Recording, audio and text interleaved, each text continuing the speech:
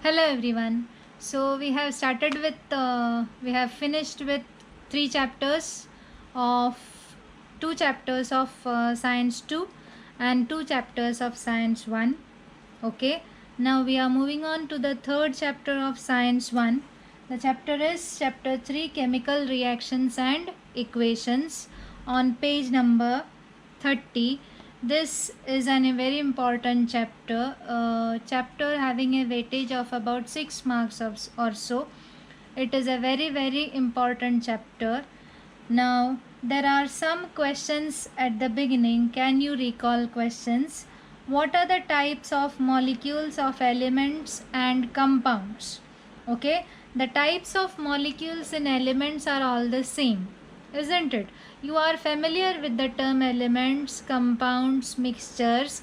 Okay, in elements all the molecules, all the atoms are of the same type, whereas in the case of compounds the molecules are of different type.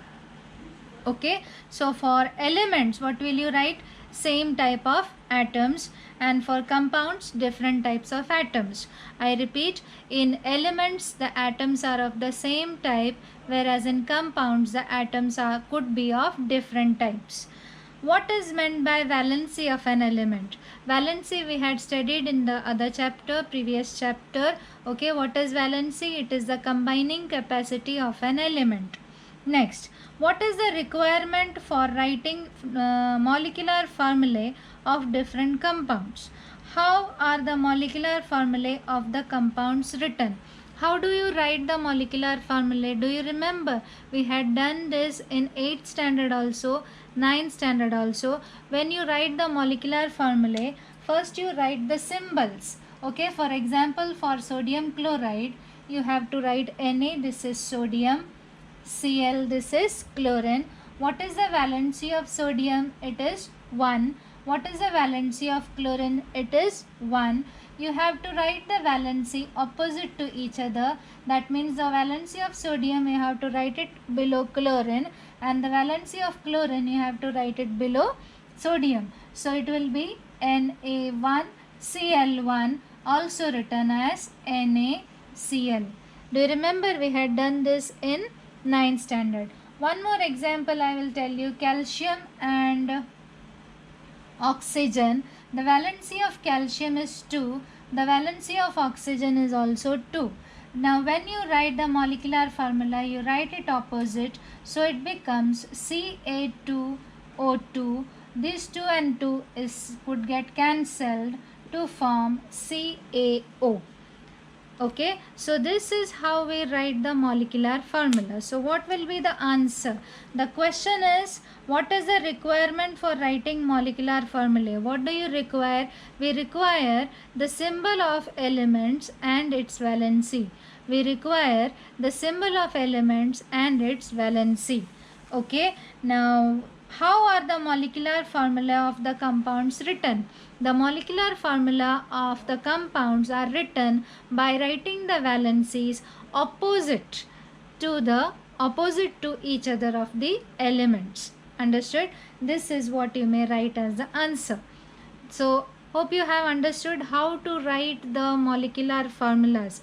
You are familiar with the molecular formulas now. You should be familiar with the molecular formulas now, that what is CaCO3? It is calcium carbonate. NaCl, it is sodium chloride. H2SO4, it is sulfuric acid. It is very important for you to know these basic things in this chapter. Okay, now the next part in the chapter is about physical change and chemical change. Now why a chemical reaction or a physical reaction take place? Because the elements are not stable. The elements, if you consider sodium is having one electron in its outermost shell. So what does it do? For trying to get its octet, that means to get 8 in its outermost shell, it goes for doing reactions. It enters into reactions to become stable. Every element tries to enter into reactions, undergo reactions to become stable. either by giving electrons or by sharing electrons or by taking electrons. Okay, this we had discussed in the last chapter. And who don't react? Only the inert gas elements don't react. All other elements, they undergo reactions. Why do they undergo reactions? It is to become stable. Okay, to maintain stability.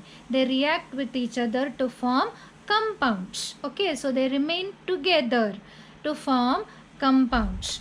Okay, now in table 3.1 they have asked to distinguish between physical change and chemical change, to differentiate chemical change and physical change. Now, what do you mean by a physical change and what do you mean by a chemical change? Physical change means the change in state of matter. Okay, what are the different states of matter? Solid, liquid, gas. If the solid is changing into liquid phase is getting converted into gaseous phase, all it is said to be change in states of matter. That is said to be physical change. In that case, no new substance is formed. But if there is a chemical reaction taking place, then a new substance is formed, and such type of changes are said to be chemical change. Okay, now in that box you have to differentiate it into physical change and chemical change. The first one is transformation of ice into water. It is a physical change because water could be converted into ice also. Cooking of food.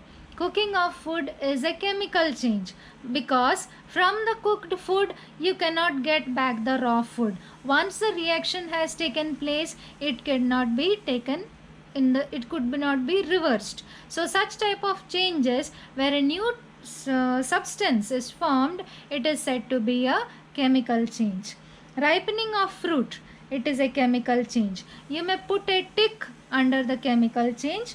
Milk turned into a curd. From the curd, can you get back milk? No. So it is a chemical change. Evaporation of water, it is a physical change. Digestion of food in stomach, it is a chemical change. Size reduction of naphtha balls exposed to air. You might have heard about naphtha balls. Okay, naphtha balls exposed to air is a physical change. If you are able to capture those vapors, you can get back the naphtha. But if you keep it in open, the vapors spread. Okay, as the vapors spread, you cannot get the vapors, you cannot get the naphtha back. Okay, but it is getting converted only from one phase to another phase, that is from solid phase to vapor phase. Okay, no new substance is formed, it is the same substance itself, so it is a type of physical change. Staining of Shahabadi or Kadappa tile by lemon juice, it is a chemical change. Breaking of glass object on falling from a height, it is a physical change. Okay, breaking of glass. If you mix the glass together, if you melt it again, you can produce the same thing. Okay, it is just getting broken, so it is a physical change. So hope you have understood what are physical changes and what are chemical changes. Now what is the difference between a physical change and a chemical change? A physical change is temporary, a chemical change is permanent. In physical change, the state changes. That means it changes from liquid state to gaseous state or solid state to liquid state. So the state changes, but composition remains the same. Water is water itself. Ice is also water. Water vapor is also water. Water is water. Okay, whether it is a liquid stage, whether it is a solid stage, it is water itself. So the chemical composition remains the same. Whereas in case of chemical change, state may or may not change, but the composition changes. Okay, now the next is no new substance is formed, new substance is formed. Here often reversible, this is irreversible. Here steam to water, this is ripening of fruit. These are examples. So what is the difference between physical change and chemical change? Physical change is temporary, chemical change is permanent. Here the state changes but composition remains the same. Here the state may or may not change, but the composition changes. Here no new substance is formed. In a chemical change, new substance is formed. Physical changes are often reversible, whereas chemical changes are often irreversible. Okay, so these are the changes in between physical change. These are the points which are different in between physical change and chemical change. Now this question you could get, distinguish between physical change and chemical change. It is not there in the exercise or the notes. You may copy this part in your notebook. You may write the question, distinguish between physical and chemical change. I will give it to you as an homework. Now on page number 30 there are some activities which have been given. Okay, you may see the activities. They haven't given the reactions there. I have written the reactions on the board. You have to write it in the textbook itself. Okay, either write in the textbook or in the notebook, but it is better if you write in the textbook itself, because it will remain there and you will be reading it at the time of exams also. The first activity, these are the activities given. The first activity, take a spoonful of limestone powder in an evaporating dish. Heat it strongly on a high blue flame. This is the diagram given for that. In that diagram you are heating what? Heating limestone powder. Limestone is calcium carbonate. When you heat calcium carbonate, it will form calcium oxide and carbon dioxide. Calcium carbonate gets converted into calcium oxide and carbon dioxide. Now the next, add zinc dust into copper sulfate solution. Zinc reacts with copper sulfate to form zinc sulfate plus copper. Zinc reacts with copper sulfate to form zinc sulfate plus copper. Now the next is, add potassium chromate solution to barium sulfate solution. Potassium chromate reacts with barium sulfate to form barium chromate plus potassium sulfate. I repeat, potassium chromate plus barium sulfate gives barium chromate plus potassium sulfate. Now the next is, add sodium carbonate solution to the calcium chloride solution.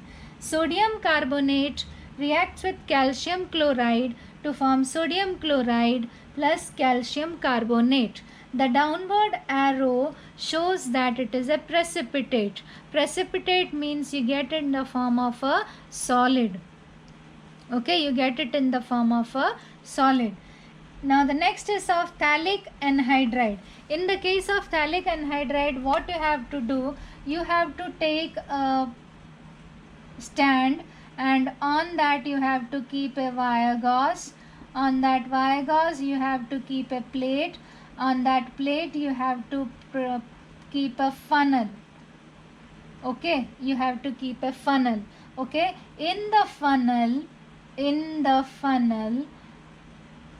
here you have to keep the phthalic anhydride. You have to heat it. When you heat it, it will escape in the form of vapors, and as this is closed with the help of a wool, with the help of cotton wool, and as this is closed, the vapors will condense and get deposited here. It will get deposited at the stem of the funnel. Okay, that means what is happening there, the phthalic anhydride, that is naphtha, it is getting converted from solid to vapor form.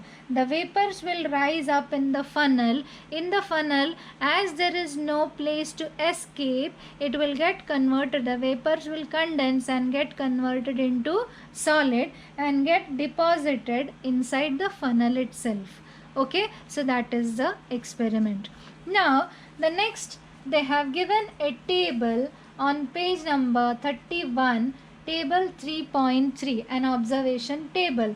You have to mark the type of changes which are occurring during these activities. Okay, the first activity is calcium carbonate heated to form calcium oxide and carbon dioxide. Now what is happening during that?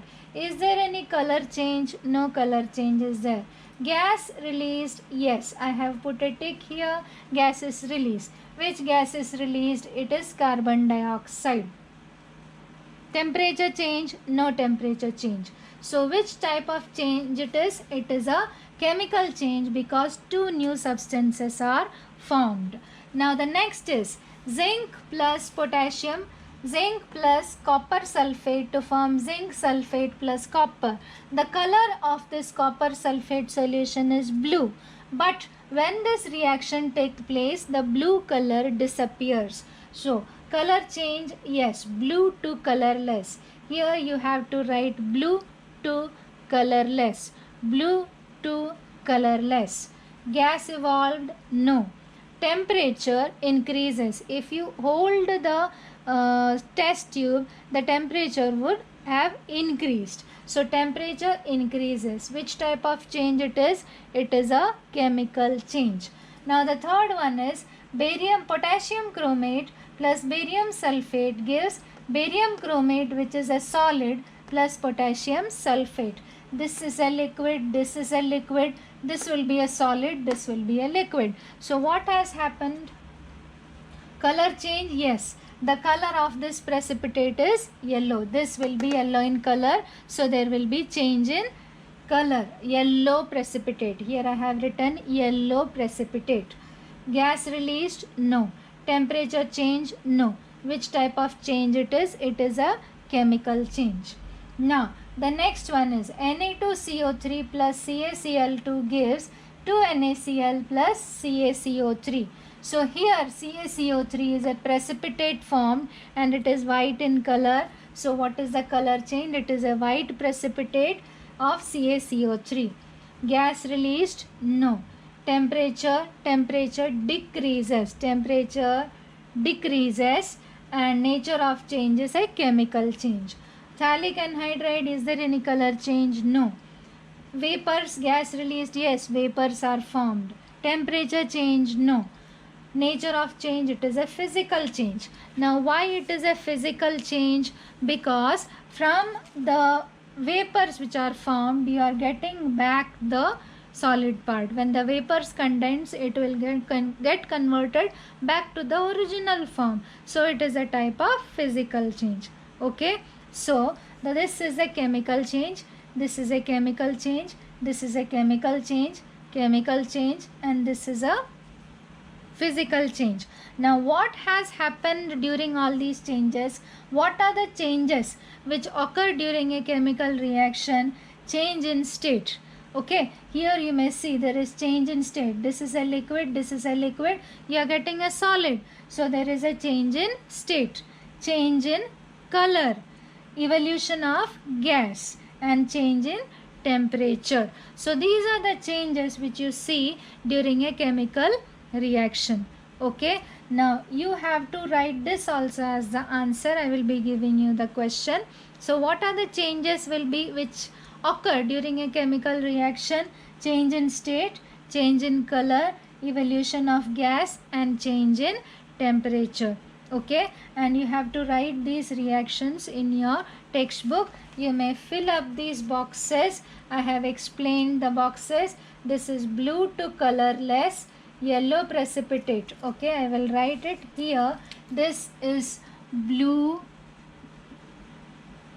to colorless. This is a yellow precipitate. This is a white precipitate. Okay, and in case gas released, only in the first case gas is released. In the second case temperature increases.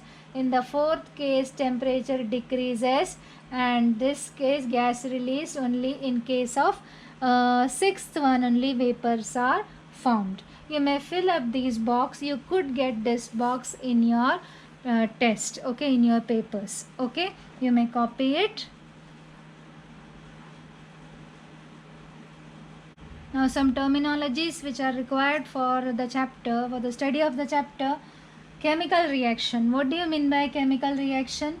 A chemical reaction is a process in which some substances undergo bond breaking and are transformed into new substances by the formation of new bonds. For example, CuSO4, it is a compound. Copper sulfate is a compound. Copper is the positive ion and SO4 is the negative ion. So there is a bond between the two. That bond is broken and a new substance is formed. So either by breaking of bonds, either by giving, taking, sharing, anyway, okay, substances undergo bond breaking and are transformed into new substances by formation of new bonds. So what is a chemical reaction? A chemical reaction is a process in which some substances undergo bond breaking and are transformed into new substances by the formation of new bonds. Okay, now reactants, these two are called as reactants and these two are called as products. What are reactants? The substances taking part in a chemical reaction is called as reactants. Products, the substances formed as a result of chemical reaction by formation of new bonds is called as products. Okay, chemical equation. The representation of a chemical reaction in a condensed form using chemical formula is called as chemical equation. That means writing in this manner, that is said to be a chemical equation. Now this definitions could be asked, you may write in your notebooks. Okay, now the next part, the rules followed while writing a chemical equation. What are the rules which are to be followed while writing a chemical equation? There are 6 points. This is a 3-mark question. The reactants are written on the left hand side and the products on the right hand side of the arrow, which shows the direction of the reaction. So if this is the direction of reactions, whatever on the left hand side are reactants and whatever on the right hand side are the products. If the reactants and the products are 2 or more, they are linked by a plus sign in between them. So there is a plus sign in between the reactants, there is a plus sign in between the products if they are 2 or more. The physical states like solid, liquid, gaseous are indicated in the equation. Solid is denoted as S, liquid is denoted as L. Aqueous means the solution in water. Okay, the solution in water is said to be aqueous. It is shown by AQ. Gaseous is shown by G or an upward arrow, and the downward arrow shows the precipitate. I repeat the first 3 points. First of all, the reactants are written on the left hand side and the products are written on the right hand side of the arrow. If the reactants and the products are more, they are linked by a plus sign. The physical states are to be indicated. S means solid, L means liquid, G or upward arrow means gaseous, AQ means aqueous, that is solution in water, and downward arrow means it is a precipitate, that is it is a solid. When heat is given from outside, it is indicated like this. That means the direction of the arrow, above the arrow. Okay, above the arrow, in the direction of reaction, you have to show this symbol of delta above the arrow. If it is released, it is indicated by writing heat along with the products. That means if this reaction is giving out heat, then you may write plus heat here. Okay, you have to write it on the right hand side. If you write it on the left hand side, it is heat has to be given. If you write on the right hand side, then heat is released. Certain conditions like temperature, pressure, catalyst, etc. are indicated above or below the arrow. That means vegetable oil plus H2, in the conditions you have to heat it to a temperature of 60 degrees Celsius and to take nickel as the catalyst to get Vanaspati ghee. This reaction is very important. It is asked. This chapter contains several reactions. You have to learn all the reactions. Now name of the reactants and products are written below.